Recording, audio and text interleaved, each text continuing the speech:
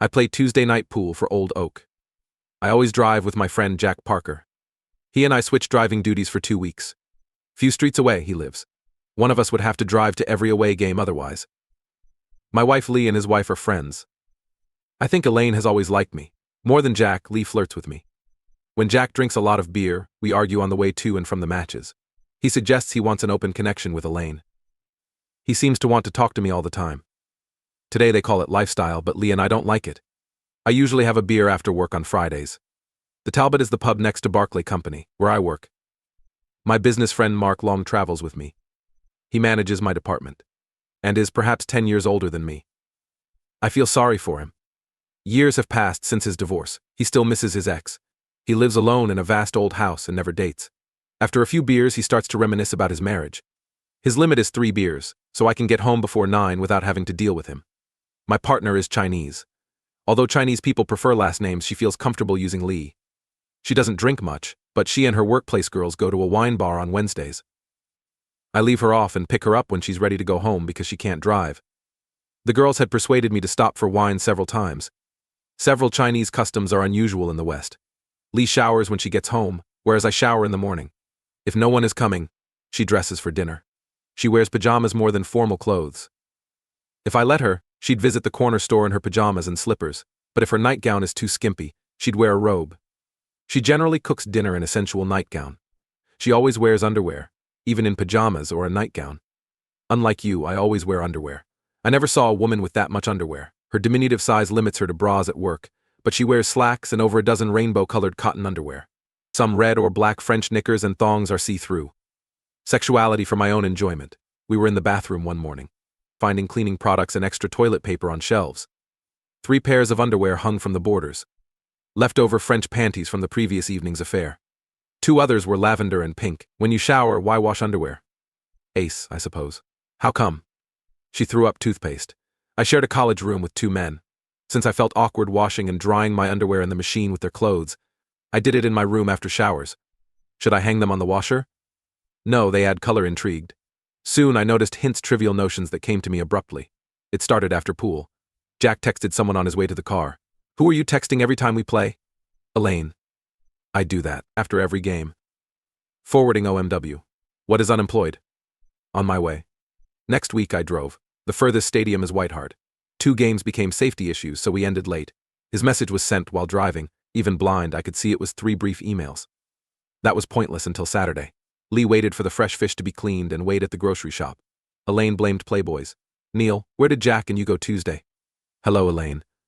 I explained our delay. Jack was to phone me. I persisted. I frowned. It was absurd. He texted her. I went to drinks with Mark the following Friday. I stopped at Gentleman's before leaving. I looked back at Mark after talking to a coworker on my way out. Messaged on his phone. They looked like 3 letters. While walking home, I wondered, who is he texting if he lives alone? Lee and I were enjoying supper by the pool again, already wearing a sweatshirt and pants. Under her towel robe was a translucent nightgown. She separated her knees as I lay under the table, dropping my chopstick. Since she wore dark blue pants to work, her underwear was hanging in the restroom. I returned from the game to find Lee heated. I was horny after our easy win. I said to remove underwear and switch off the TV. She laughed and moved that way. After I screwed her, we lay panting. I believe Neil did well today. She said yes, and I agreed. They only won 1 game. I added, my hero, and I need to go get rid of the beer now that I have. Urinating is something guys think about, like picking their nose at a red light. I saw aquamarine water circle the pot after draining it, matching her undergarments. Looking up at the shelf, I saw her dinner-time dark blue underpants. I held my breath and squeezed them. They stayed moist.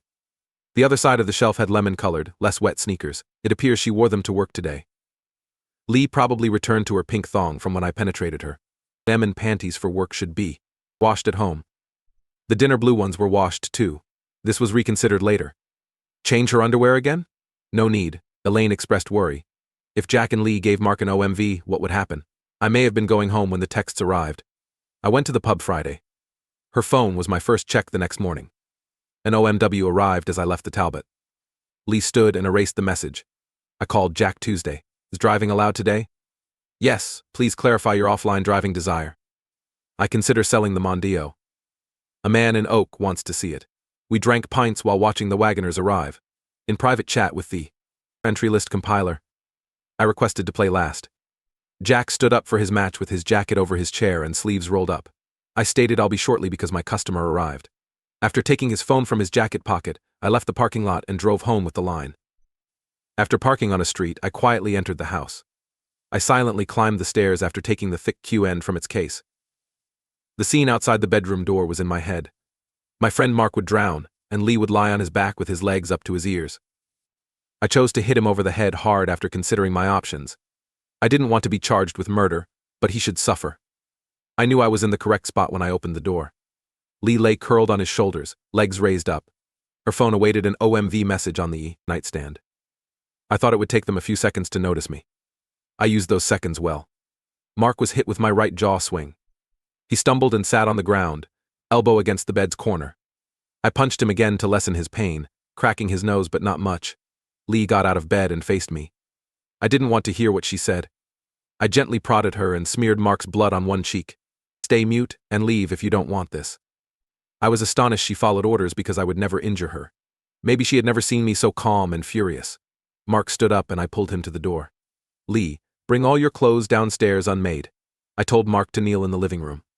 I followed him as he fell like a rock, placing the cue on his shoulder. If you don't answer my questions quickly and honestly, you'll receive more. How many times have you had my wife? He frowned when she brought the clothes rolls. I asked her to release them. He replied, assuming I would contact Lee and Jack to confirm. He said 6. Every Tuesday? Always? Tell me how you arrived today. The car is just around the corner. For now, that was enough. Lee, pull up your underwear. Get up, Mark. I was too busy to see her clothes. A lacy black thong, it turned out. He entered reluctantly after I made her kneel before him. I then made him wear his leather lace-up brogues without socks. My automobile keys were given to him. Leave for home. I'll keep your wallet and clothes and take cash for the new carpet in your bedroom. And the damage you did to my queue. It'll be eaten, but there's more. I pointed to his face. As you run around campus, consider revamping our department. I'll keep your credit cards and driver's license until I get a promotion and swear not to drink at Talbot's on Friday nights or any other night. From the window, I made Lee watch Mark run down the street. His pale buttocks jiggled in a little thong, making him ridiculous. Next, we sat on the sofa. I know you want to explain, but I'll restrict your punishment by not letting you. Not as they seemed is something I don't want to hear. You either love me deeply or it was sex. Simply answer. I tested her with a familiar question. With whom have you had secret sex? Jack, extra? But, why did you? Just shrugged. Have you visited them or always done it here? During my only visit to Mark's, I repaired my phone outside while you and Jack played pool. I went to Mark's. He hosted a housewarming celebration after moving there after his divorce. Great location. Much bigger than ours. My next strategy was coming together, but I had to wait for now. Jack wouldn't hold me long. The residence was reached by cab in under 20 minutes. Allow him in, I told Lee, who was still naked, to come here without covering up. She was silent while Lee cried out. I said, shut up, Neil. Go to the bedroom you know where. After browsing, return here. I heard him say Jesus and turn away. Did you see blood? He nodded. Did you kill him? He inquired. Most certainly, I smiled. My God. He hid his face in his hands. Please answer my questions unless you want to bleed blood. No Q threat was needed. He assumed I was an expert in everything. How much have you slept with Lee? 12 or so. Since she started with him, Mark must have joined later. Is Elaine aware of your recent activities? Don't tell her. You seemed interested in that. Though we've talked it, we haven't tried it. Indeed, you promised to try it first and inform Elaine of your results. Is that it? No, we chose to do it jointly or not. If she finds, she'll kill me. Sorry, Neil, I'll do anything. Every man wants to hear that. This deal, Elaine will tell you everything if you come with me. You tell her when you go home that you don't want another lady after thinking about it. Really want Elaine with someone else? Want folks to wonder how she'll prepare? Lubricant, stockings, etc. You want to watch her leave, unsure if she'll return tonight or tomorrow. She'll turn you on with her filthy tactics, so tell her to start with me. She'll ask Lee's opinion. Looking at Lee, I said, she will. Inform her of our absence owing to challenges. Nothing serious, maybe we can agree. However, I'm alone and would prefer some female company. You don't know the problem or where Lee is staying. Elaine will confirm my claims with Lee tomorrow. She'll say she'd want Elaine to keep me company while we figure things out. All right. If she doesn't start sleeping with me soon, you'll get a divorce with everything, or half of it. I said, League, get out of the pool. Unfortunately, I had a family emergency tonight. You should go home. Take your phone and change. If Elaine agrees, tell me at the Oak next night. I looked at Lee leaving. This time, you've said nothing. You can be sure it was right. If you follow my instructions, you'll survive. We'll be apart temporarily. I don't know how long. Yes, depending on my mood and Elaine's. Go upstairs to dress. Pack enough for 2 weeks after that. 4. 2 weeks? Where am I going? I'll handle lodging while you pack. Stay calm. Communication will continue. All locks will be replaced. However, if you notify me, you can come anytime for extra goods. She was upstairs when I called Mark. My instructions were followed by him. It was fine when she returned with a large bag that looked like it had been packed for a month. I wasn't sure I wanted her back. I ordered a cab for you. Where am I going? Mark's case. He owns residence. Kiss his broken nose or any sore location to comfort him. I don't care how you treat him. I want to stay. Your request was granted, now let me take it. Taxi horned. Give me your phone briefly. I texted Mark, OMW, before returning it.